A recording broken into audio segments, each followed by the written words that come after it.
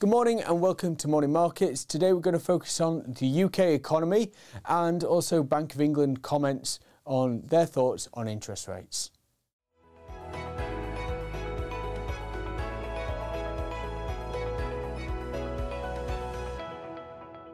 Over the last 24 hours, we've had timely business survey data from manufacturers and from services companies from around the world, but today we're going to focus on the UK.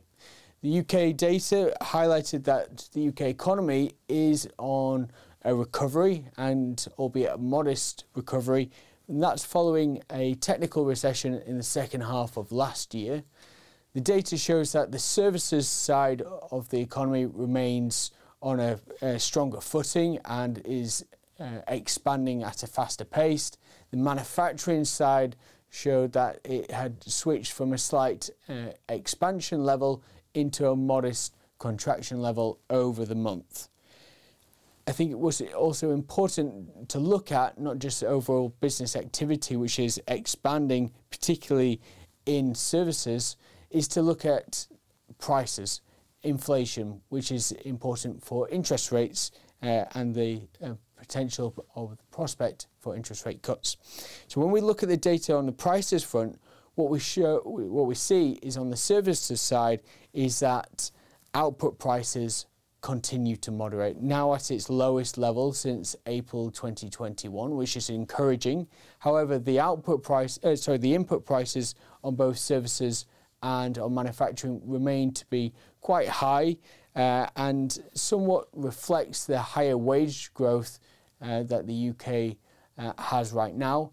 And we have currently just gone through an increase in the national living wage, which has increased by almost 10% this month. So that is filtering into the surveys and weighing on businesses currently.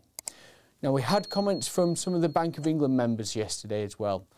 Hugh Pill, the chief economist at the Bank of England, highlighted that it was still too soon to think about cutting interest rates. And his concern was that whilst inflation is coming down and is expected to perhaps fall below 2%, their current target in the coming months, it is expected to trend higher. Now, if they cut interest rates too soon, his concern is that inflation will re-accelerate to a much stronger fashion and therefore is more reluctant to do so.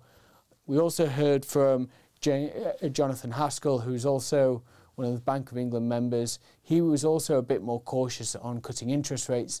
He still needs to see more evidence of some softness within the labour markets, which would give him more confidence of inflation remaining at 2%. This very much contrasts to Andrew Bailey, the Governor of Bank of England, last week, who was more optimistic on the path of inflation and interest rates.